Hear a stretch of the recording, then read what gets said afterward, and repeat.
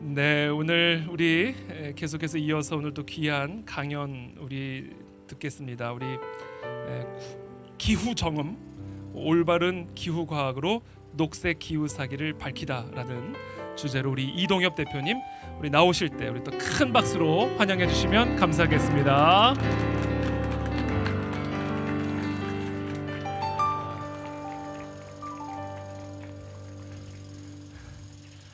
안녕하십니까. 네, 방금 소개받은 이동엽입니다. 다시 인사드리겠습니다.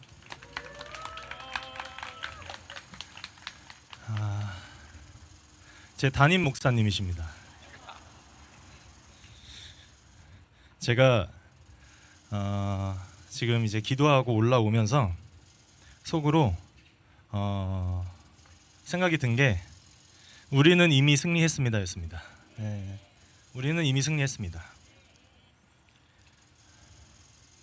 제가 교회에 등록한 지 오래되진 않았는데 등록하게 된 그 계기가 이태희 목사님께서 이렇게 딱 올라오셔서 한번 싹 성도분들과 눈을 다 맞추시거든요. 그 눈빛에 반해서 등록을 했습니다. 네, 소름이 돋더라고요. 네. 미혼이지만 여성을 좋아하는데 네. 담임 목사님의 그 눈빛에 반해서 네, 등록을 했고 지금 하나님 편에서 사역을 하고 있습니다. 여러분 태양볕 좋지 않습니까? 네, 저는 따뜻하다고 표현하고 싶고 옆에 있으면 이 나무들은 무엇을 통해서 자라나죠?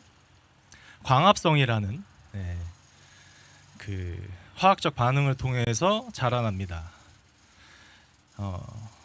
그 광합성에 필요한 요소가 뭐 여러 가지가 있지만 크게 우리가 세 가지를 배웁니다. 햇볕과 물과 뭐죠? 이산화탄소입니다. 이산화탄소는 생명의 기체고요. 이 만우주의 이 지구의 모든 생명의 기틀을 이야기하는 기체고 생명의 기체로서 우리가 사랑해야 마땅하고 은혜롭게 생각해야 되는 기체를 누군가가 잘못된 과학을 통해서 악마화시켰고 그 악마화를 통해서 잘못된 세력이 권력을 갖고 잘못된 세력이 힘을 갖는 이 말도 안 되는 이 과학계에 제가 너무 개탄스러워서 목소리 내기 시작했습니다. 이 대한민국이 이렇게 부강한 국가가 될 수 있었던 그 기본 기틀은 과학기술의 발전이었고 그 과학기술의 돈의 논리가 혼재하면서 지금 대한민국이 많은 위기에 처했지만 제가 오늘 다시 한번 느낀 게 우리는 이미 승리했다 입니다. 제가 오늘 많은 슬라이드를 준비하긴 했지만 아마 제가 짧게 슬라이드를 설명해도 여러분들께 그 마음이 다 전달될 거라고 생각하고 그러면 시작해 보도록 하겠습니다. 여러분 제가 이제 과학에 대한 이야기를 하기 전에 우리가 이 전체 큰 그림을 봐야 돼요. 지금 우리가 많은 사람들이 이제 여러분들은 아니시지만 많은 국민분들이 너무 내 눈앞의 것만 보다 보니까 큰 그림을 보지 못하고 이 국제 정세와 대한민국이 돌아가는 이 현실을 제대로 파악하지 못하는 것 같다. 그 과정에 이 녹색 기후 사기가 어떤 식으로 이용했고 누가 이것을 만들었고 그걸 통해 우리 사회가 어떻게 지금 멍들고 있는가에 대해서 오늘 좀 쭉 말씀드리려고 합니다. 여기 보시면 3절 전략이라고 있습니다. 이거는 실제로 중국군이죠. 중공군이 쓰는 전략이고요. 한 국가를 침략하는데 현재와 과거와 미래를 빼앗으면 그 국가를 완전히 식민 소유할 수 있다, 침략할 수 있다라는 군사 용어입니다. 요즘에 사용하고 있고요. 과거를 빼앗는 방법은 뭐가 있죠? 동북공정. 역사를 왜곡하고 역사를 빼앗으면 그 민족의 과거를 빼앗을 수 있습니다. 그리고 현재는 어떻게 빼앗죠? 체제 전복입니다. 이 체제 전복에 여러 가지 어젠다들이 있는데 가장 그 뿌리가 바로 이 선거 사기, 부정선거입니다. 그리고 제가 오늘 쭉 말씀드릴 내용이 바로 대한민국의 미래를 빼앗는 전략입니다. 그게 바로 탄소 중립, 녹색 성장이라고 하는 이 말도 안 되는 거짓 과학이 대한민국의 미래를 빼앗아가고 있다. 그리고 이 배후에는 중국 공산당이 있다라는 것을 제가 말씀을 드립니다. 네, 중국 공산당은 괜찮죠? 네, 마이크를 들고 반국가 세력이라고 앞으로 표현을 하도록 하겠습니다. 그 탄소 중립, 제가 방금 말씀드렸던 이산화탄소 악마화를 통해서 대한민국 국민과 전 세계 국민들의 혈세를 빼앗아가고 그걸 통해 부당한 이득을 취하고 있는 중국이 어떤 식의 전략을 가지고 지금 이행하고 있는가에 대해서 오늘 쭉 말씀드리려고 하고, 그 내용의 그 뿌리인 이산화탄소에 대한 이야기와 재생에너지와 그다음에 여러분 많이 들어보셨죠? 요즘에 ESG라고. ESG도 중국의 전략입니다. 우리나라 기업을 무너뜨리는 전략이 ESG고요. 우리나라 에너지 시스템, 우리 국가의 엔진을 무너뜨리는 게 재생에너지고요. 이 모든 것의 명분을 거짓 과학을 통해 만들어내주는 어젠다가 탄소 중립입니다. 이 세 가지 이 강의를 딱 끝나면 여러분들이 지금 당장이라도 무조건 다 폐지해야겠다라는 마음이 딱 드실 건데, 제가 그 시간을 이제 시작하도록 하겠습니다. 네, 이산화탄소는 생명의 기체인데 우리 모두 속았다입니다. 자, 탄소 감축, 우리나라보다 훨씬 이전부터 강력하게 진행했던 곳이 있어요. 거기 어디죠? 유럽입니다. 유럽은 지금 에너지 시스템 완전히 다 붕괴됐고요. 저는 개인적으로, 그리고 많은 전문가들이 예상컨대 앞으로 AI 시대에 유럽은 경쟁을 할 수 없을 것이다. 에너지 시스템이 무너진 상태에서 AI 시장에 진입할 수가 없거든요. 유럽은 거의 그 시장에서 지금 도태가 거의 됐다. 회복 불가능하다고 저 또한 예상하고 있습니다. 자, 그러면 이제 AI 시대에 누구의 경쟁이에요? 이제 미국과 중국과 한국과 일본의 경쟁입니다. 네. 자, 그런데 유럽은 탄소 중립, 탄소 감축을 통해서 기업 산업 에너지라고 하죠. 기업이 쓰는 전기료가 거의 5배 폭등했습니다. 지금 저희 슬라이드엔 4배인데 지금 현 시점으로 5배 상승했고요. 그게 미국의 4배 수준 산업 전기료가, 기업이 쓰는 전기료가 우리나라의 3배 수준입니다. 이것을 정상화시키는 것은 제가 봤을 때 거의 불가능하고요. 그것의 그 뿌리가 재생에너지였습니다. 그리고 유럽, EU 전체가 4,400조의 빚더미에 앉았습니다. 앞으로 계속 갚아내야 됩니다. 앞으로 쓸 돈이 아니고요. 이 빚은 계속 늘어날 겁니다. 그리고 그 배후에는 중국이 있고요. 그 중국이 유럽 선진 사회의 선진 문명을 무너뜨리는 전략이었다. 그것을 미국까지 넘어가기 직전에 지금 현 트럼프 행정부가 들어와서 다 막은 상태고요.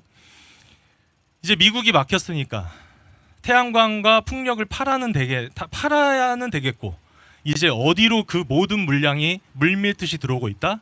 대한민국으로 물밀듯이 들어오고 있습니다. 현 정권이 말도 안 되는 여러분들의 주머니에서 받은 이 혈세를 가지고 이 모든 태양광과 풍력 터빈을 다 사들이고 있습니다. 자, 그러면 이산화탄소가 전혀 기후에 영향을 주지 않는다는 과학적 이야기를 말씀을 드릴 건데, 자, 이제 반대 논리에 대한 이야기를 해볼게요. 이산화탄소 때문에 지구 기후가 정말 위험하다면 이산화탄소를 배출을 가장 많이 하는 국가에 어떤 제재를 가해야 하는 것이 마땅하죠?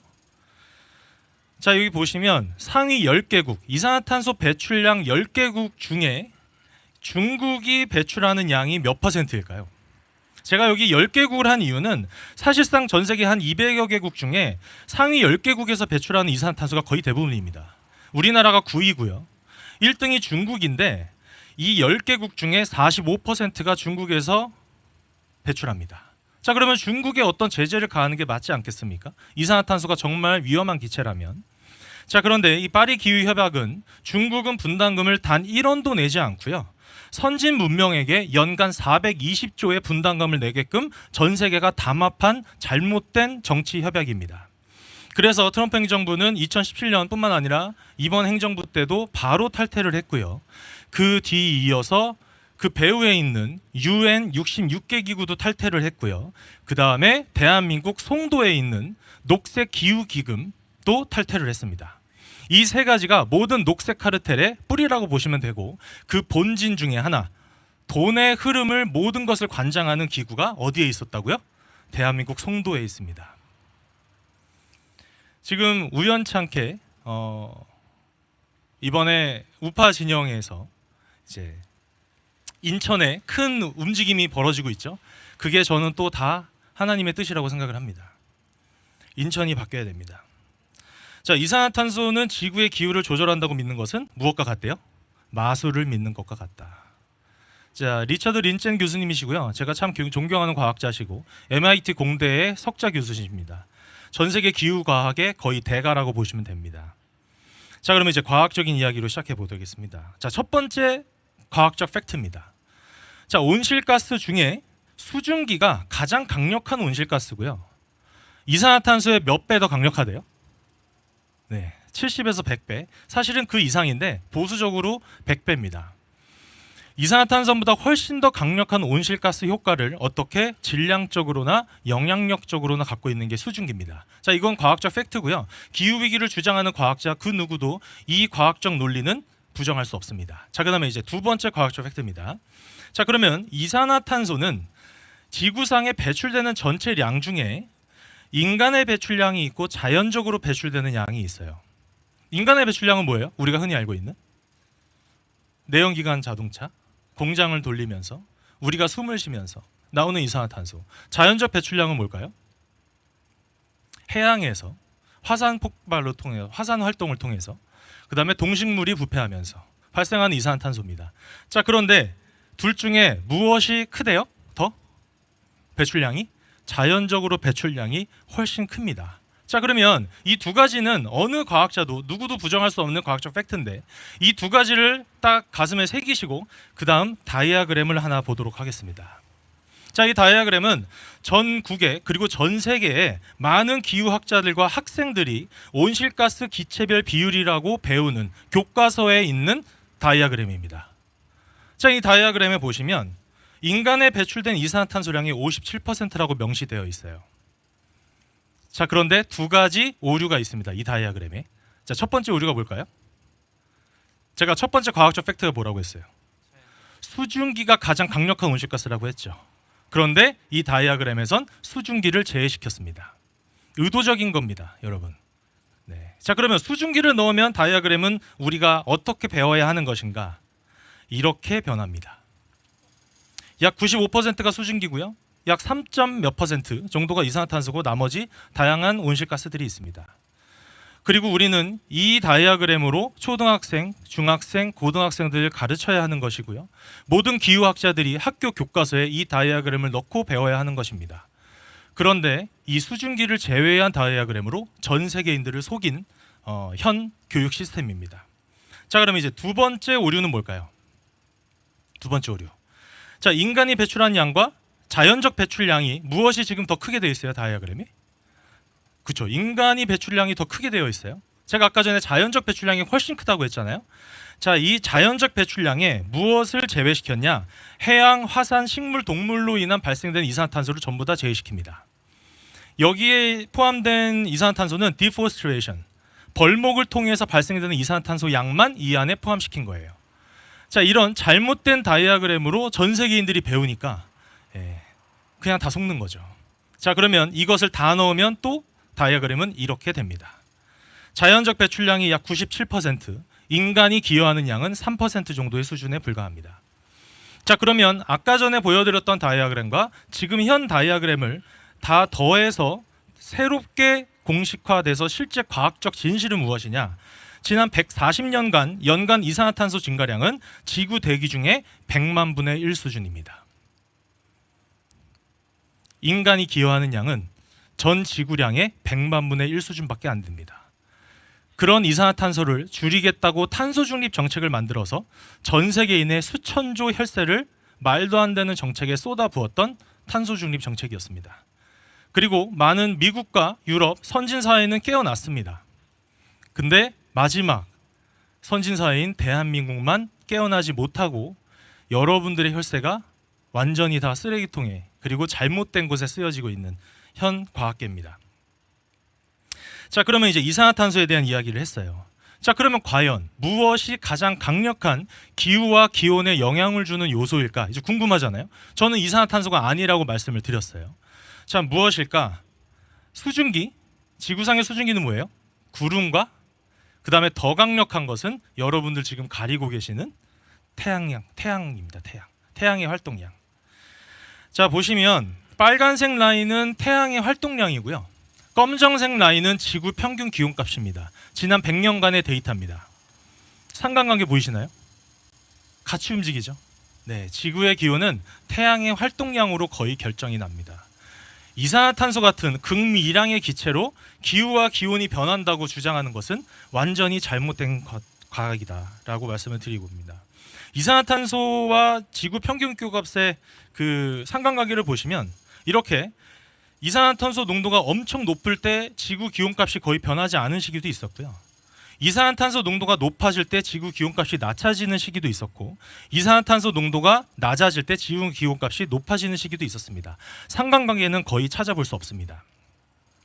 그리고 아까 말씀드린 것처럼 이산화탄소는 모든 식물의 먹이이기 때문에 실제로 농도가 높아진 건 사실이거든요.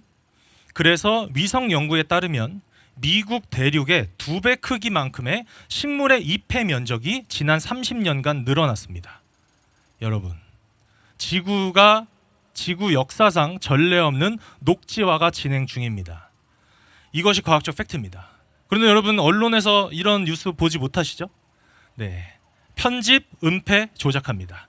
이런 데이터들을 언론사들이 일반 대중들에게 보도하지 않습니다. 그리고 이런 데이터를 어디에서 채택하지 않느냐? 유엔이라는 국제기구에서 채택하지 않습니다. 그래서 66개 기구에서 미국 행정부가 탈퇴한 겁니다. 자, 그러면 기후 재난에 대한 이야기를 이제 해보겠습니다. 자, 산불로 소실되는 토지 면적량인데요. 미국 국립소방센터 데이터고요. 지난 100년간 몇 퍼센트가 줄었냐? 80%가 감소했습니다. 산불로 인한 소실 면적은 오히려 감소하고 있다. 그런데 이산화탄소 농도는 어떻게 되고 있다? 계속 늘어나고 있다. 자, 두 번째, 홍수의 빈도나 피해 정도 또한 줄어들고 있습니다. 지난 100년간 45분의 1 수준으로 줄어들었고요. 계속해서 줄고 있는 추세입니다. 그런데 이산화탄소 농도는 또 뭐예요? 늘어나고 있어요. 완전 정반대의 트렌드를 보여주고 있습니다. 그리고 폭염 일수와 강도 또한 줄어들고 있습니다. 여러분, 지금 되게 더우신 것 같죠? 1930년대가 인류 역사상 산업혁명 이후에 가장 더웠던 시기였습니다. 1930년대에 프랑스에서 4만 명씩 폭염으로 인해서 죽는 경우도 있었고요. 실제로 어마어마한 폭염 강도로 인해서 많은 사람들이 고통을 받았었습니다. 지금보다 훨씬 더웠던 시기. 그런데 그때 이산화탄소 농도는 지금보다 더 높았을까요? 낮았을까요? 낮았습니다. 1930년대는 약 280ppm 정도, 지금 현재 약 430ppm입니다. 그러면 왜 이산화탄소 농도는 지금이 훨씬 높은데 그때가 더 더웠을까요? 이산화탄소와 지구 기온과는 거의 영향이 없다는 것을 방증하는 과학적 데이터입니다. 자, 그러면 우리는 왜 이산화탄소로 인해서 지구 기온이 높아진다고 계속 세뇌되어 왔는가? 첫 번째는 교육 시스템에서 잘못된 다이아그램을 가르쳤고요. 그 다음에 미디어를 통해서 잘못된 조작된 데이터를 통해서 우리는 보도자료를 봤기 때문입니다. 그것을 어떻게 조작했는지 제가 뒤에서 2부에서 설명드릴 건데, 이 모든 것을 조작했던 기구가 바로 유엔이었습니다. 자, 이제 북극으로 가볼게요. 좀 북극이라는 이름만 들어도 좀 시원해지시죠? 바람이 좀 갑자기 좀 선선하게 부네요. 자, 북극곰은 지난 60년, 70년간 단 한순간도 개체수가 줄어든 적이 없습니다.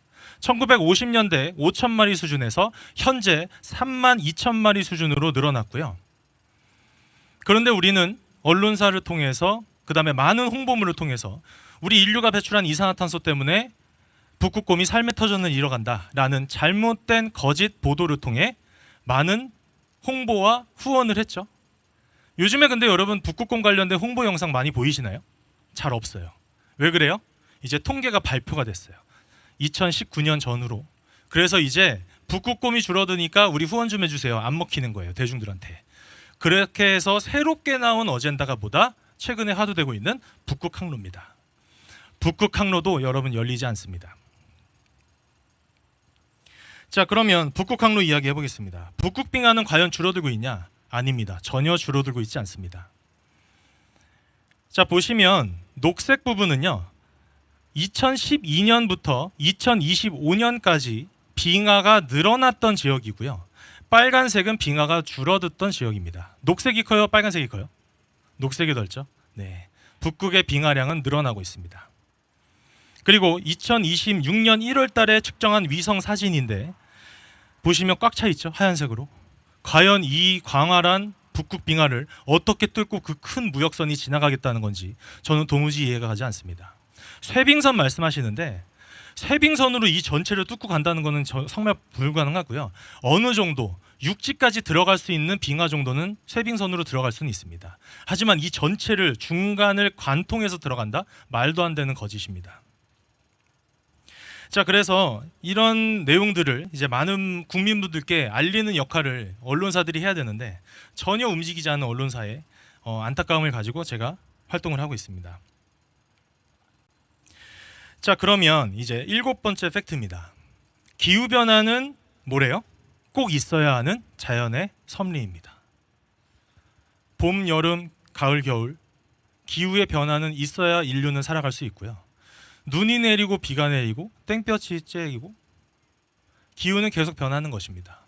저는 기후 변화가 없다고 발언한 적이 단 한순간도 없습니다. 무엇이 없다고 이야기하는 것이냐? 8번째, 인간이 발생한 CO2로 인해 기후 위기는 없다입니다. 여러분, 이 프레임에 우리가 갇혀서는 안 돼요.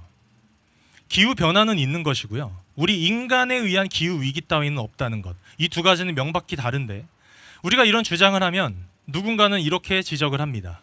이렇게 홍수가 나고 산불이 나고 있고 가뭄이 일고 있는데 기후변화가 없다고 거짓말을 한다. 저는 기후변화가 없다고 말한 적이 없습니다. 인류가 배출한 이산화탄소로 인한 기후위기는 없다. 이것이 팩트입니다. 그다음에 마지막, 환경오염은 있을까요? 없을까요? 있습니다. 심각합니다. 물, 쓰레기, 땅 관리해야 됩니다. 그런데 여러분, 이산화탄소 줄이겠다고 우리나라 혈세가 그쪽으로 몰리는 바람에 지금 현재 대한민국의 물과 땅과 쓰레기 관리는 지금 예산이 거의 없습니다. 지금 굉장히 심각합니다. 자, 그래서 제가 이 슬라이드 왜 넣냐? 여러분, 단어 혼용에 주의하셔야 됩니다. 저들은 단어를 혼용해서 씁니다. 그리고 대중들을 속입니다. 기후 위기와 기후 변화와 환경 오염은 완전히 다른 의미이고요. 이 세 가지의 다른 뜻을 우리가 명확히 알고 있으면 우리는 그들의 속임수에 넘어가지 않을 것입니다. 자, 그래서 결론은 제가 쓴 기후정음 이 책의 딱 한 문장으로 결론은 이렇습니다. 인간이 발생한 CO2를 줄여서 지구 기후를 관리한다는 탄소 중립 정책은 무엇이다? 완전한 거짓이다.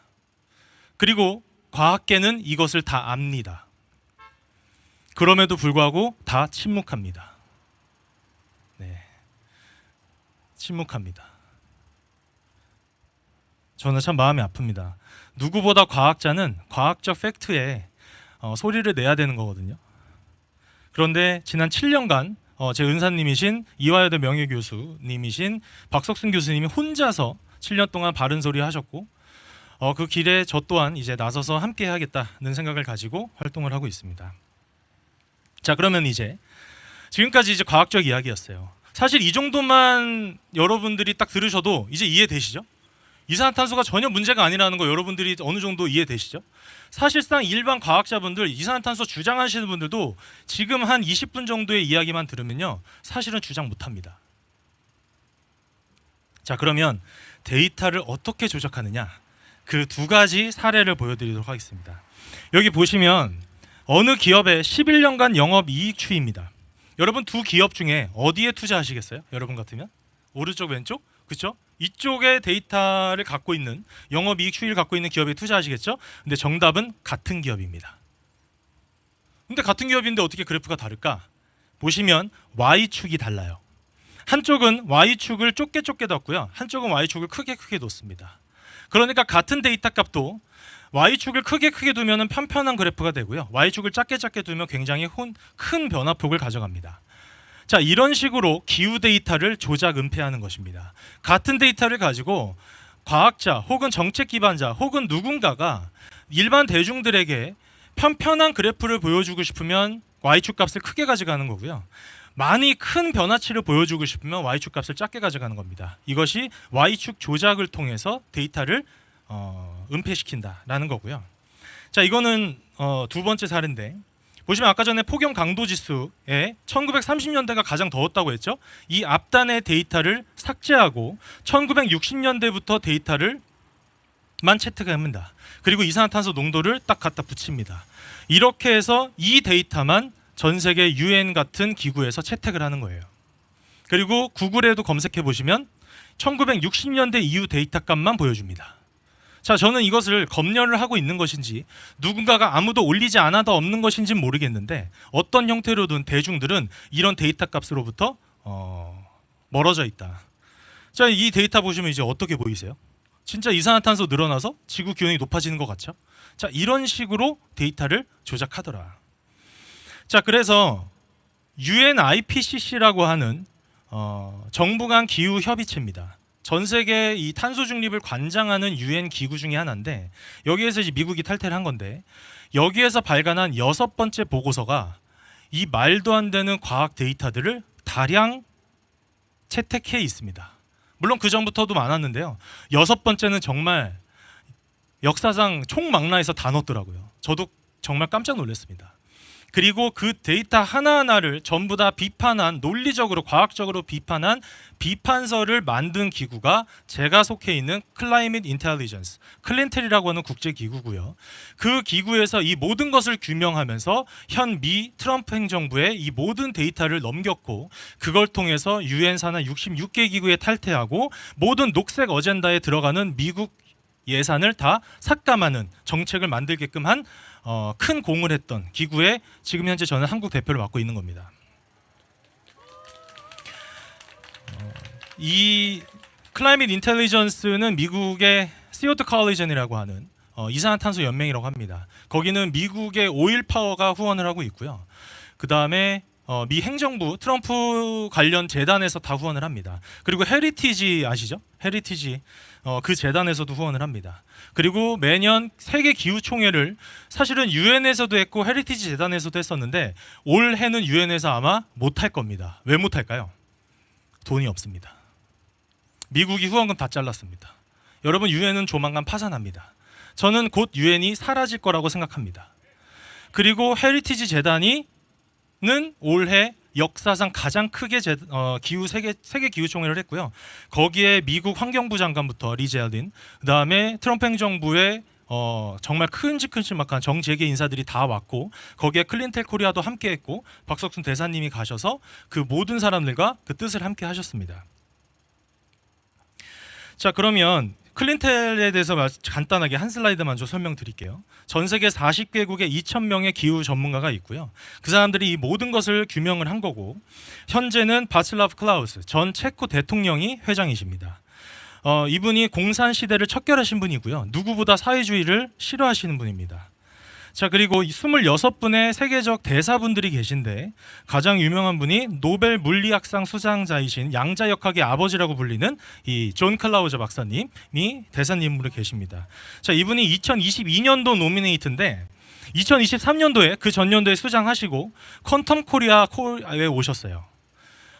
이제 양자역학의 아버지시니까 퀀텀 코리아에서 초청을 한 거예요. 그래서 기조연설을 하셨는데, 이거 웬걸? 기조연설에서 양자역학은 딱 1000마디만, 한 문장만 딱 하시고 그 다음부터 이 메시지를 전달하십니다. 정치인들 잘못된 기후과학을 만들어서 전 세계 기후과학계를 송두리째 무너뜨리고 있다를 가지고 15분 동안 기조연설을 하십니다. 그때 과학계에선 가장 핫한 분이시니까 우리나라의 대형 언론사들이 다 봤겠죠? 다 봤었어요. 그런데 이 기조연설 끝나자마자 모든 보도를 싹 다 내렸습니다. 네, 진실을 이야기하면 그렇습니다. 그래서 제가 정말 어렵게 찾아서 이 슬라이드 하나 딱 찾은 거예요. 이 기자분은 이거를 아직 못 내리셨더라고요. 깜빡해서 못 내린 건지 혼나실 것 같은데, 상사한테. 자, 그래서 이런 분들. 자, 그 다음에 여러분 그린피스 아시죠? 그린피스가 완전히 지금 변질돼 있습니다. 그 초기에 만들어졌던 가치에서. 그런데 창립 멤버 중에 한 분이신 패트릭 무어 박사님, 그 다음에 아까 말씀드렸던 MIT의 리처드 린첸 교수님, 이런 세계적인 석학분들이 대사를 맡고 계시고, 아시아에선 유일하게 딱 한 분 있어요. 그분이 이화여대 명예 교수이신 박석순 교수님이 딱 한 분만 있습니다. 일본도 없습니다. 네, 우리나라에 딱 한 분 계시고, 그리고 이 대사분들만 각 국가의 지부를 설립할 수 있습니다. 그래서 제가 제안을 드려서 클린텍 코리아를 설립을 한 거고요. 그렇게 설립하면서 제가 창립 선언문을 영문과 국문으로 낭독을 했었는데, 이 영문이 이제 트럼프 행정부의 서한으로 보내질 것이고, 이 트럼프 행정부의 이 우리는 녹색 사기를 종명시킬 것이다 라는 관점으로 제가 약 12분간 영문으로 선언을 했습니다. 그리고 아까 말씀드렸던 세계 기후 총회가 4월 달에 대대적으로 열렸고, 이렇게 리처드 린첸, 그다음에 리 제알딘 환경부 장관, 그다음에 패트릭 모리시라는 분이 실제로 트럼프 행정부의 오른팔 같은 사람입니다. 그래서 이런 분들이 오셔서 이제 마지막 중국의 어젠다인 녹색 사기를 완전히 종멸시킬 마지막 어젠다를 완성한 회의였고요. 이제 본격적으로 미국 행정부가 움직일 겁니다. 여러분, 베네수엘라 사태나 이란 사태도요, 많은 이슈들이 있지만 이 에너지 패권, 페트로달러, 그 다음에 녹색 기후 사기, 이 모든 것이 결부된 사건이다라고 보시면 되겠습니다. 다 연결되어 있습니다. 자, 그러면 이제 2부입니다. 자, 그러면 이런 식으로 데이터를 조작한 유엔이 어떤 조직이었는가? 66개 기구 중에요, 이제 미국이 탈퇴한 35개 기구가 기후 위기 어젠다를 관장하는 기구였어요. 절반이. 그래서 저는 이 66개 기구 탈퇴했다는 내용을 딱 듣고, 사실은 이 탈퇴 행정 명령은요, 트럼프 행정부가 집권하자마자 바로 사인했고 1년의 유예 기간이 필요하거든요. 그래서 올해 1월 달에 발표가 된 겁니다. 사실상 탈퇴는 파리 기후협약 탈퇴하면서 같이 탈퇴를 했었어요. 그래서 그때부터 유엔 본부가 이제 예산에 헐떡이기 시작한 겁니다.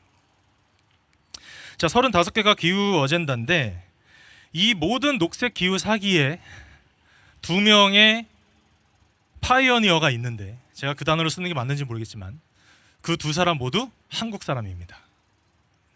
여러분, 이 녹색 기후 사기의 선봉장이 되었던 국가가 대한민국이었습니다. 그 두 분이 누구냐? 유엔 본부의 반기문 사무총장과 유엔 IPCC의 이회성 의장입니다. 이 두 사람이 집권하는 시기에 임기 시간 동안에 이 녹색 기후 사기가 전 세계적으로 완전히 완성된 시기였습니다. 파리 기후 협약이 완성됐고요.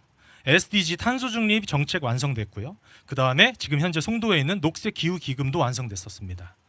그리고 6번째 유엔 IPCC 보고서 많은 문제가 있다고 했죠. 그거 총관장했던 분이 이회성 의장입니다. 저는 이 두 분이, 이 녹색 기후 사기가 이제 전 세계적으로 규명되고 이 정책을 만든 많은 사람들이 이제 책임을 지게 될 거거든요. 실제로 미국 행정부는 지금 책임지게 하고 있고, 작년만 해도 18,000명이 직위를 해제됐습니다. 18,000명의 기후 과학자들이. 근데 우리나라는 전혀 움직임이 없죠. 저는 앞으로 그런 일들을 앞으로 해 나갈 건데, 그 책임에 이 두 분이 자유롭지 않을 거라고 저는 생각을 합니다. 그리고 탈퇴한 기구 몇 가지를 좀 설명을 드리면, UNFCCC가 전 세계 탄소 중립 전체 총괄하는 곳이고, IPCC가 데이터를 조작해내는 곳이었습니다. 그 다음에 아이레나라고 하는 재생에너지 정책을 만드는 국제기구였고요. 그 다음에 UNEP, UNDP, 유네스코 탈퇴했고, 헤비타트 탈퇴했고, FAO 식량농업기구 탈퇴했고요. 기상기구 탈퇴했고, 그 다음에 WHO, 백신 문제, 거기도 기후 어젠다가 다 들어 있습니다. 다 연관돼 있습니다. 여러분, 백신 문제, 녹색 기후, 그다음에 마약 문제, 그다음에 식량 문제 전부 다 연결돼 있습니다. 우리가 따로따로 싸우면 안 되고요. 이 모든 각 분야의 전문가들이 이제 원팀이 돼서 싸울 타이밍이 됐다. 저는 그렇게 생각을 합니다. 자, 그러면 트럼프 행정부가 녹색 사기극을 연설을 사실은 2015년부터 주장은 했어요. 트럼프 대통령은. 그런데 제가 이 활동을 해야겠다 마음을 먹었던 딱 그 타이밍이 있었습니다. 그 계기가 바로 작년 9월에 있었던 유엔 총회였습니다. 유엔 총회에서 트럼프 대통령이 기조 연설을 해서 약 47분간의 연설 중에 17분 동안 녹색 사기극을 규탄하는 내용만 이야기했고요. 여러분, 그 외교 단어라고 하죠. 외교 언어라고 합니다. 트럼프 대통령이 웃으면서 연설은 하는데요. 그 단어 하나하나를 외교 언어로 풀이하잖아요. 그 앞에 있는 세계 글로벌 정상들과 UN 최고위원들에게 비수를 꽂는 단어 하나하나씩 다 날립니다. 예, 강력한 경고의 메시지였습니다. 그리고 실제로 그 연설 안에서 했던 메시지는 녹색 사기에서 벗어나지 않으면 여러분들의 나라는 다 망할 것입니다. 라는 거였습니다.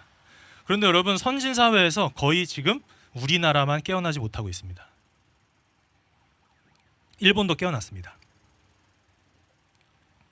자, 미국 보조금 연간 1,800조씩 썼습니다. 바이든 정권 때까지.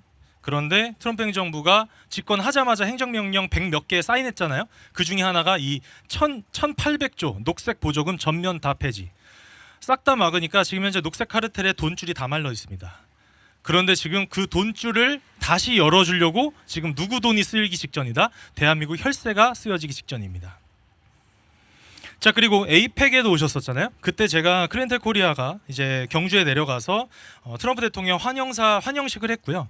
그때 제가 클린 뷰티풀 코리라고 하는 현수막을 통해서 이제 그 환영사를 했는데, 그 기조연설에서 트럼프 대통령이 실제로 이 문구를 3번 말씀하셨어요. 기조연설에서. 네, 저를 보고 말씀하신 거라고 믿고는 싶은데, 네, 나중에 만나게 되면 그때 클린텔가 딱 하시기를 기도합니다. 자, 그러면 이제 재생에너지와 에너지에 대한 이야기를 해보겠습니다. 여러분, 이제 이산화탄소 이해되셨죠? 자, 여러분, 도대체 재생에너지는 뭐가 문제인 것이냐? 많은 분들이 문제라고는 알고 계시는데 정말 문제의 핵심을 많이 모르셔서 제가 이제 말씀을 드리는데, 첫 번째, 태양광 패널은 땅과 모든 것을 죽이는 독극물 투성입니다. 겉으로 봤을 때는 깨끗해 보이잖아요. 그 안에는요, 사염화 규소, 비소와 같은 땅을 다 죽이는 독극물로 꽉 차 있습니다. 그리고 만들어질 때도 굉장히 심각한데, 이제 폐기 처리될 때 그냥 땅에 묻어버리거든요. 우리나라에서 환경 규제 때문에 그냥 묻지 못합니다. 그래서 어떻게 해요? 그 폐기 처리된 폐기물들을 중국과 그 다음에 아프리카 같은 데 수출하죠. 폐기물을.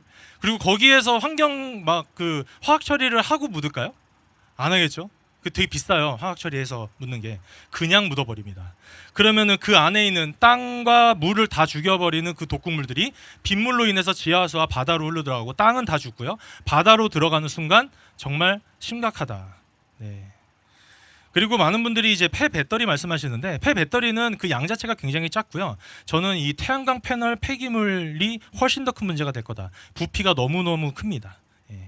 그래서 심각할 거다라고 생각을 합니다. 그 다음에 풍력 얘기해 보겠습니다. 풍력은요, 많은 동물들을 죽입니다. 자, 우선 이 풍력 터빈 날이 새들이 거기에 치여서 연간 한 기당 10,000마리씩 죽습니다. 한 기당 10,000마리예요. 미국의 통계치입니다.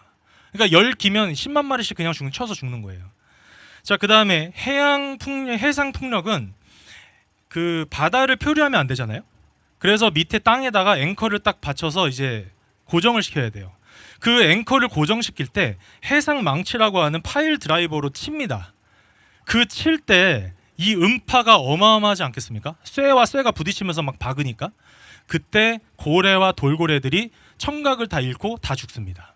그 음파가 너무 세서. 네. 그리고 해안가로 다 떠밀려 내려오고 있는 실정입니다. 해상풍력 단지 근처에.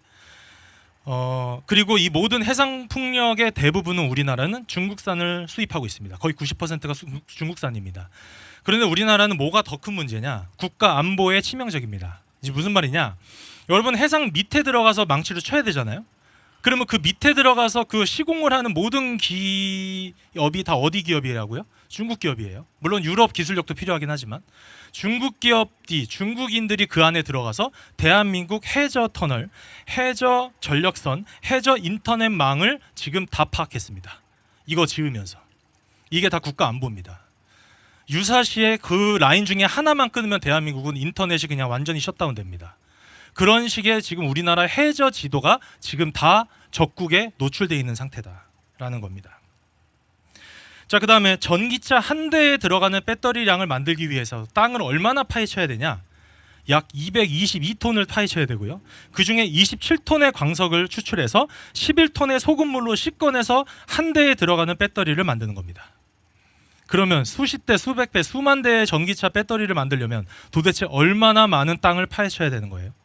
그리고 큰 광산 기준 대형 트럭 40대를 운영한다는 그 데이터를 보면 연간 6,800만 리터의 경유를 씁니다. 전기차는 친환경 전격입니까? 전기차는 친환경 이동수단이 아닙니다. 자, 그 다음에 광물 시장 보겠습니다. 중국이 다 장악했습니다. 100% 장악한 광물도 있습니다. 자, 그런데 이 광물 시장과 재생에너지 시장을 장악한 중국은 막상 무엇을 통해 전기를 만들고 있느냐? 전 세계 신설 석탄 발전량의 약 83%가 중국 본토에 짓고 있고요. 전 세계 신설 원자력 발전량의 50%가 중국 본토에 짓고 있습니다. 여러분, 중국 산업 전기료는 지금 약 50원 수준입니다. 미국이 108원, 대한민국이 190원, 일본이 195원, 영국은 580원입니다. 중국의 10배 수준입니다. 그러니까 상대가 안 되는 거예요. 그 50원일 수 있는 이유는 뭐예요? 바로 석탄 발전과 원자력 발전이다. 안정적인 전기 만들어서 중국은 뭘 만든다고요? 그 쓰레기 기술인 태양광 패널과 풍력 터빈 만들어서 전 세계 선진 사회 에너지 시스템을 망가뜨리는 그런 침공 전술이 바로 이 탄소 중립 아리백 재생에너지입니다. 자, 그러면 대한민국 국가 경쟁력을 어떻게 망가뜨리고 있는가? 이 그래프 하나로 모든 게 설명됩니다. 자, 여기 보시면 숫자가 여러 개가 있는데 이상한 숫자 하나가 있어요. 이거 처음 보시는 분 중에 찾으시는 분 있으면 정말 눈썰미가 좋으신 건데, 정말 이상한 숫자 딱 하나가 있습니다. 바로 대한민국 산업전력 요금입니다. 여러분, 산업전력은 뭐예요? 기업이 쓰는 전력이죠. 그 다음에 우리 가정에서 쓰는 전력은 민간전력입니다. 자, 민간전력은 소매가고요. 기업이 쓰는 산업전력은 도매가예요. 기업이 훨씬 많은 전력을 한꺼번에 갖다 끌어서 쓰니까. 그러면 도매가가 싸야 돼요? 소매가가 싸야 돼요? 도매가가 싸야 돼요. 당연한 경제학적 이치입니다. 그런데 대한민국만 어떻게 되고 있어요? 도매가가 더 비쌉니다. 이상하죠? 왜 그럴까요? 자, 이것을 제대로 계산하면 정상 가격은 산업전력은 약 140원대가 돼야 되고요. 많이 무너져서 140원입니다. 문재인 정권 때 탈원전을 통해 망가진 값이 140원 수준이에요. 여러분, 우리나라는 90원대였습니다. 7, 8년 전에. 엄청난 강력한 에너지 강국이었어요. 그래서 미국이 굉장히 좋아하는 국가였죠. 그래서 우리나라는 산업 발전의 기틀이 바로 이 산업전력이 굉장히 우수했기 때문이었는데, 이것을 다 무너뜨렸는데 지금 190원인데 원래 정상은 140원이어야 돼요. 그러면 민간 전력은 얼마가 정상이래요? 여기 380원 정도가 돼야 정상입니다. 그런데 여러분, 당장 전 국민에게 공과금 2배, 3배씩 내라고 하면 여론이 어떻게 되겠어요? 난리 나겠죠? 그러니까 그 모든 차액을 기업에다가 다 덤탱이 씌우고 있는 겁니다. 왜? 여론을 잠재워야 되니까. 우리나라 기업들은 지금 굉장히 힘듭니다. 자, 그러면 만약에 이것을 어떻게 정상화시킬 수 있는가? 녹색 보조금은 다 폐지시키고요. 재생에너지 지금 약 15%에서 제가 좀 짧게 설명드리면 지금 15% 수준이거든요. 근데 이번 이재명 정권에서 이제 아직 발표가 안 됐는데 저는 그 데이터 다 받아요. 뒤에서 이제 다다음 달에 발표할 겁니다. 그거를 30%까지 올린답니다. 재생에너지를 15에서 30% 가잖아요. 우리나라 이제 그 다음부터 거의 한 달에 한 번씩 블랙아웃 올 겁니다. 여러분, 이거 진짜 막아야 됩니다. 그런데 전문가들이 지금 다 하고 도장 찍고 있어요. 다 통과시키고 있습니다. 과학계가 다 침묵하고 있습니다. 이거 다 알고 있습니다, 과학자들. 자, 그런데 이거를 녹색 에너지를 3%대로 줄이면, 저는 그러면 3%는 왜 있어야 되냐? 필요해요. 섬 같은데 태양광 에너지 필요합니다. 왜? 송전망을 거기에 연결할 수가 없거든요. 그런 데는 태양광 풍력 필요할 수 있습니다. 작게. 근데 우리나라 기저전력을 재생에너지로 한다? 완전 여기 좀 약간 강하게 발언해도 되나요? 미친 짓입니다. 자, 근데 이것을 녹색 보조금 다 폐지시키고 재생에너지 3%로 줄이면 우리나라 전력값을 100원대로 줄일 수 있습니다. 내릴 수 있어요. 그리고 민간 전력은 약 220원으로 우리가 방어할 수 있습니다. 자, 그러면 220원 정도 방어하고 대한민국 산업전력을 100원대로 가면 전 세계에서 선진 사회 중에 가장 저렴한 산업전력을 만들어내는 국가로 이제 되거든요. 그 다음에 이제 우리가 뭘 할 수 있냐? 미국과 협상할 수 있습니다. 구글과 ND앱 같은 전 세계 빅테크의 데이터 센터를 대한민국으로 대거 갖고 올 수 있습니다. 이거 갖고 오면요, 첫 번째 우리나라 미래 세대들에게 양질의 일자리가 만들어지는 거고요. 정말 대한민국 GDP가 진짜 억대로 갈 수 있습니다. 자, 그리고요, 국가 안보의 자산이 생기는 겁니다. 왜? 전 세계 빅테크 데이터 센터가 대한민국의 허브가 만들어지면 과연 북한이 저렇게 미사일을 쏠 수 있을까요? 그거 쏘는 순간 대한민국의 문제가 아니고요, 전 세계적 규탄의 대상이 될 수 있습니다. 네, 도발 못합니다. 그런 자산을 만들 수 있는데, 여러분, 이 모든 것의 기회를 지금 우리는 뭐 하고 있다? 다 박탈당하고 있습니다. 국민들이 깨어나야 됩니다. 자, 그다음에 돈 얘기 좀 더 하겠습니다. 여러분, 공과금 보시면 기후환경요금이라는 게 있어요. 모든 세대가 2,000원, 3,000원, 4,000원씩 세대 수만큼 걷어갑니다.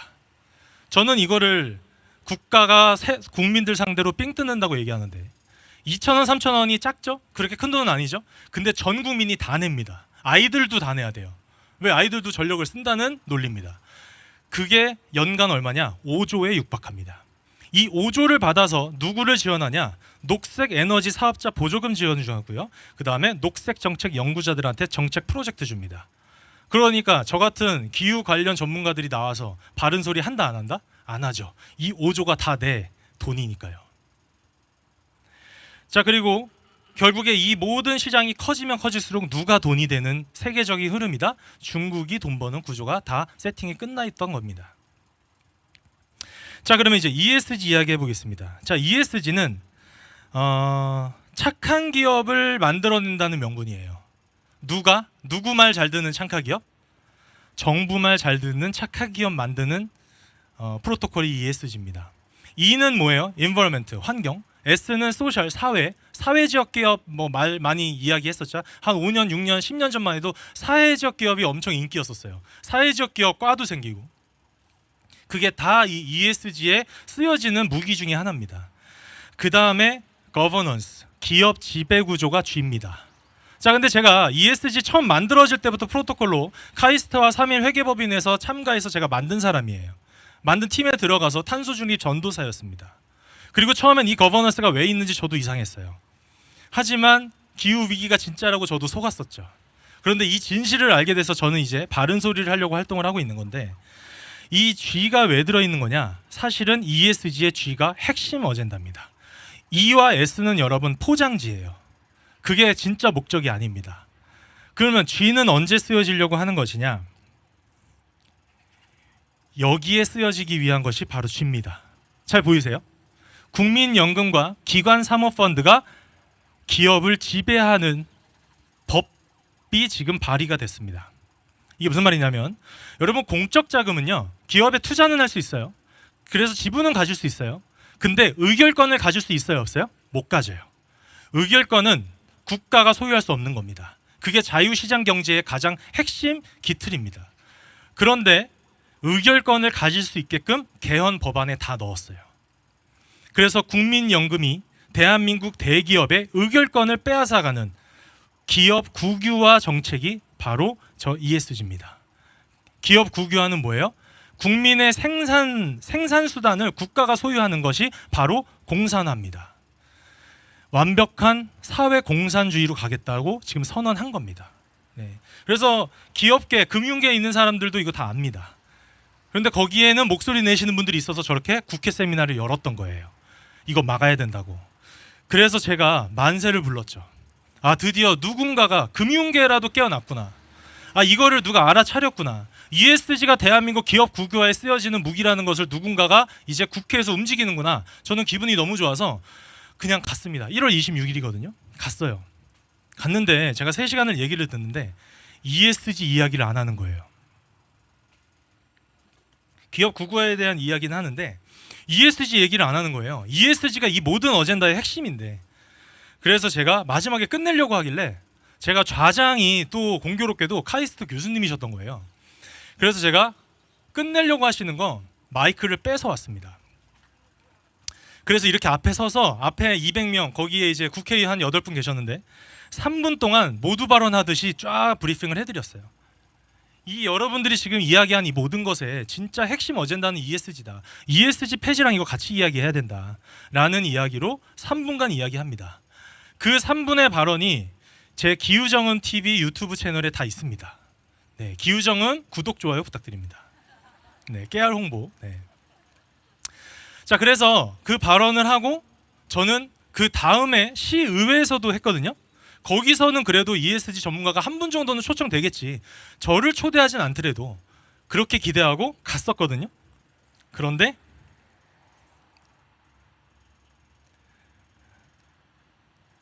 여기에요. 3월 20날 했어요. 두 번째 같은 어젠다 이야기를. 근데 ESG에 대한 이야기를 또 안 하는 거예요. 저는 그 2달 동안 여기 이제 패널이셨던 분들한테 계속 개인적으로 문자 보내고 했거든요. 답이 없으세요. 저를 초청하는 건 아니더라도 ESG 전문가 한 분 정도는 초청해서 얘기 들어야 된다. 지금 현 업계가 어떻게 돌아가는지. 근데 안 하는 거예요. 그래서 3시간 동안 하는데 또 얘기 안 하길래 끝내려고 하는 거예요 또. 그래서 어떻게 했을까요 제가? 또 마이크 뺏었어요. 그때는 약간 화가 나더라고요. 그래서 제가 좀 격안된 목소리로 3분보다 좀 더 많이 5분 동안 모두 발언을 또 했습니다. 네. 그래서 제가 끝나고 박석순 교수님께 전화를 했어요. 이러이러했습니다. 그랬더니 교수님이 본인께서 그렇게 오랫동안 활동해도 국회에서만큼은 녹색 기후 사기를 발언한 적이 없는데 하지 못했는데 대한민국 역사상 최초로 녹색 기후 사기는 국회에서 말한 사람은 이동엽 대표군 하시더라고요. 네, 기분이 좋았습니다. 자, 그래서 이렇게 이제 활동을 하는데 정말 감사하게도 케일러 포럼에서 이제 이야기가 나왔어요. 녹색 기후 사기 주제로 국회 세미나를 진행해 보자. 네. 그래서 정말 만들어서 그 자리를 통해 이 모든 이 어젠다의 잘못된 부분을 제도권에 계신 분들과 또 많은 시민 단체 장분들과 지도자층에게 알리는 좋은 기회가 됐으면 좋겠습니다. 자, 그래서 가짜 명분과 진짜 목적을 좀 정리를 해볼게요. 탄소 중립은 지구의 기후를 지키자라는 가짜 명분이에요. 그리고 이산화탄소 악마화. 그런데 진짜 목적은 뭐다? 아리백과 ESG 경영의 명분을 만들어주는 겁니다. 그렇게 선진 사회 문명을 악마화를 하기 위한 정책이 바로 이 탄소 중립입니다. 우리가 일궈놓은 이 부강한 대한민국의 모든 일들을 다 악마화시키는 정책이 바로 이 탄소 중립입니다. 그 다음에 아리백은 탄소 배출 줄이자. 그래서 친환경 에너지 만들자. 이게 가짜 명분입니다. 달콤하죠? 그런데 진짜 목적은 대한민국 에너지 시스템 망가뜨리는 겁니다. 자, 그 다음에 ESG 경영은 소액주주들에게 착한 기업 만들어 드리겠습니다.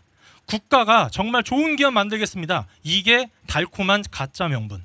진짜 목적은 국가가 기업의 의결권을 소유하고자 하는 하나의 어젠다다. 이 3가지가 다 지금 묶여서 지금 중국 자본이 대한민국 기업과 에너지 시스템을 장악하려고 하는 침공전술 초안전 어젠다 중에 하나입니다. 그래서 파리 기후 협약은 거짓 과학에 담합된 명분을 말하는 거였는데 트럼프 행정부가 탈퇴하면서 이 명분을 친 거고요.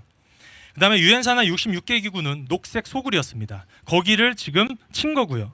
그다음에 녹색 기후 기금은 자금줄이었어요. 거기를 친 겁니다. 이 3가지를 치면서 이제 유엔이 파산하기 직전인데 정작 대한민국은 뭐 하고 있다? 돈 잔치 중입니다. 수십 조의 여러분들의 혈세가 매년 40%씩 증액시키고 있어요. 녹색 에너지 관련된 국가 예산을. 그렇게 지금 녹색 카르텔은 대한민국에서 돈잔치 중입니다. 그리고 이제 무슨 이야기가 나오냐? 바이든 정권 때 나가던 이 모든 자금줄을 트럼프 행정부가 다 틀어막았는데 지금 현 정부가 기후에너지부 신설을 하면서 그 말도 안 되는 대한민국 큰 혈세를 여기에 다시 보전시켜 주려고 한다. 여러분, 이렇게 되면요, 이거 대북 송금꾼보다 더 큰 판이 됩니다. 우리나라 표적국가 됩니다. 이렇게 하면 막아야겠죠? 네, 막아야 됩니다. 자, 클린텍 코리아의 미션, 또 제가 앞으로 하고 싶은 일은 그러면 이 모든 것을 관장하던 이 모든 정책가들, 모든 과학자들, 교수들 처벌받아야 됩니다. 그리고 그 사람들이 나중에 이 모든 것이 규명돼서 새로운 제대로 된 대한민국의 정책이 만들어질 때 그 사람들에게 어떠한 공적 권력을 주어서는 안 되는 겁니다. 저는 그런 기틀 제도권에 들어가서 만들어 보고 싶고요. 자, 그다음에 글로벌 네트워크 구축을 통해서 우리나라 그다음에 전 세계 청년들에게 올바른 과학을 교육시켜야 된다. 그리고 마지막으로 녹색 보조금과 아리백과 ESG 전면 폐지를 우리는 이루어야 된다. 그리고 미국과 함께 해야 된다라는 겁니다. 그래서 제가 그냥 아직 날짜와 뭐 정확한 저기가 정해진 건 없지만 정말 좋은 마음으로 기쁜 마음으로 이렇게 국회 세미나에 대해서 앞으로 우리가 준비하겠다라는 관점으로 만들었고요. 자, 그러면 이 모든 문제의 근원은 뭘까요? 근원은 저는 이 세 가지로 봅니다. 사회 주도층이 국익보다 사익에 더 욕심내는 거예요. 그게 우리나라의 사회적 풍토가 돼버렸습니다. 통념이 돼버렸고, 그 다음에 지도자들이 불의를 범하고도 그 책임을 그 자리에서 내려오는데 다른 형태로 그 공권력을 또 가질 수 있는 제도가 되어 있다. 너무 쉽습니다. 우리나라 선진 사회에서는 그거 다 못하게 다 잘 되어 있거든요. 근데 이런 제도를 우리나라가 이제 만들어야 되겠다. 마지막으로 지성인 집단이 이 불의를 보고도 침묵하고 있다. 이 세 가지가 묶여서 지금 대한민국에 꼭 기후과학뿐만 아니라 많은 다양한 교육계, 종교계, 금융계, 법조계 많은 부분에 이런 부패가 팽배해진 것 같다입니다. 그래서 앞으로 우리는 녹색 보조금 폐지와 이 모든 것을 폐지를 통해 연간 100조라고 돼 있는데 예산이 100조가 예산되는 거고요. 절감되는 거고, 우리나라 민간 기업이 쓰는 돈까지 다 합하면 연간 약 350조 정도 됩니다. 350조를 세이브해서 그 돈을 우리나라 정말 부강한 대한민국을 만들기 위해서 제대로 쓰여진다면, 그리고 솔직히 좀 세금도 좀 줄이고요. 도대체 대한민국의 세금이 왜 이렇게 커야 되는지 저는 이해가 가지 않습니다. 상속세 폐지해야 되고요. 법인세 거의 폐지 수준으로 가야 되고요. 우리나라 기업들이 전 세계 글로벌 시장에 나가서 외화 벌어올 수 있게끔 힘을 실어줘야 되는 겁니다. 자, 그리고 원자력 에너지 지금 25% 수준인데 재생에너지 늘릴 게 아니라 원자력 에너지 50% 지금의 2배까지 늘려야 됩니다. 그렇게 되면 우리나라 100원대까지 산업전기를 만들 수 있고요. 그러면 이제 이런 주장을 해요. 폐기물 어떡하냐, 핵폐기물 전혀 문제되지 않습니다. 이것 또한 많은 언론사들의 선전선동 때문에 많은 국민들이 잘못 전달된 겁니다. 이산화탄소랑 똑같은 메커니즘이에요. 핵폐기물 우리나라 기술력으로 충분히 관리할 수 있는 선진 기술 다 있습니다. 그리고 많은 핵 에너지 관련된 전문가분들이 그렇게 말씀을 하고 계십니다. 자, 그리고 에너지 강국으로서 전 세계 데이터 센터 유치를 통해 대한민국이 미국과 함께 G2 국가로 성장하는 그 기틀을 우리가 지금부터 준비해야 된다. 그 시작이 저는 녹색 사기극을 전 국민에게 알리는 일로 저는 시작하고 싶습니다. 자, 그럼 이제 3부예요. 시간이 괜찮은가? 다 됐나요? 네, 알겠습니다. 자, 그러면 제가 핵심 이야기만 딱 2분만 말씀을 드리고 하겠습니다. 제가 지금까지 이야기는요, 기후정음에 대한 그 책의 이야기였고요. 사실은 다음 달에 제 기후정음 2권이 나와요. 거기에 이 모든 폭로 내용들이 자세하게 다 들어가는 책이 두 번째 책이 다음 달에 출간될 겁니다. 책 제목 그냥 말씀드릴게요. 녹색망상입니다. 기후정음과 녹색망상을 통해 대한민국 많은 국민들에게 이 잘못된 과학을 알리는데 일을 할 거고, 제가 이번 2월 달에 출간했던 신간서적이 중국의 가면을 벗기다, 24가지 침공전술을 이야기했던 책이고요. 이 책을 통해서 많은 분들에게 초안전에 대한 이야기를 쉽고 재미있게 사례별로 다 정리한 책입니다. 자, 그런데 제가 요 슬라이드만 딱 말씀드리고 마무리하겠습니다. 중국의 가면을 벗기다의 프롤로그에 있는 이야기입니다. 우리는 지금 역사가 반복되기 직전이에요. 뭐냐? 나라를 잃었던 역사. 150년 전에 대한민국 옆에 청나라와 러시아 제국과 일본 제국이 있었고, 당시 패권국인 대영 제국이 있었죠. 대영 제국은 러시아 제국이 한반도를 통해 태평양으로 나오는 것을 막기 위해서 거문도에 해군을 주둔시킵니다.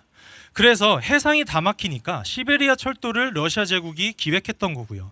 시베리아 철도를 통해서 모스크바에서 블라디보스토크까지 군사 물자를 갖다 놔야 태평양을 통해서 내려올 수 있으니까, 그것의 위협을 알게 된 일본 제국이 한반도에 군사를 주둔해서 러시아 제국 견제하고 싶었지만 그것을 반대했던 청나라가 반대를 했겠죠. 그래서 청일 전쟁이 발생이 됐던 겁니다. 청일 전쟁에서 승리한 일본은 중국으로부터 배상금과 영국으로부터 받았던 많은 보상을 통해서 그 당시 GDP의 7배의 돈을 벌어갑니다. 그리고 시베리아 철도가 완성이 되면서 영국은 다시 한번 일본 제국에게 제안을 하죠. 러시아 제국을 토벌하자. 그래서 만주 벌판에서 러일 전쟁이 벌어집니다. 그때 또 승리를 하면서 1905년도에 일본이 패권국인 영국으로부터 인정을 받죠. 이 동아시아의 관리국으로서. 자, 그렇게 5년 후에 대한민국은 일본에게 합병됩니다. 자, 이 역사가 물론 다른 이야기도 있지만 결국에 대한민국의 외교적 패착이었습니다. 그 당시에 도전국인 러시아 제국의 계속적인 친밀감을 유지하면서 패권국의 말을 듣지 않았어요. 그런데 지금 현재 대한민국이 거의 비슷하다. 도전국인 중국의 친중 정책을 우리는 지금 만들어가고 있는데 이걸 막고 미국과 더 강력한 한미동맹을 통해서 이 전국을 헤쳐나가야 될 것 같다라는 겁니다. 그것에 기틀이 되는 게 사실 여러분 한미의 외교 라인이 지금 다 붕괴돼 있습니다. 저는 그 외교 라인을 세우는 일을 또 하고 싶고요. 그거 외교 라인을 만들었던 그 시작이 바로 이 한미협회였습니다. 이승만 대통령께서 프린스턴 대학교에서 그 당시 미국의 선교사들과 미국의 정치인들과 계속해서 네트워킹 하시면서 대한민국을 독립시켜야 됩니다라는 것을 설득하셨던 그 외교전을 지금 대한민국에서 누구를 통해서 대한민국 청년들 그리고 미국의 많은 정재계인들과 네트워크할 수 있는 역량이 되는 청년들을 지금부터 발굴해서 미국 본토에 보내야 됩니다. 그 친구들이 미국의 정재계인들과 네트워크하면서 대한민국의 이 친주 정책을 만들어가고 있는 이 반국가 세력을 물리치는데 미국과 동조할 수 있는 그런 뜻을 알리는 역할을 앞으로 하고 싶고 기후정원과 녹색 기후 사기 그리고 중국의 가면을 벗기다 많은 관심 부탁드리고요. 다음에 또 좋은 기회에 찾아뵙도록 하겠습니다. 감사합니다.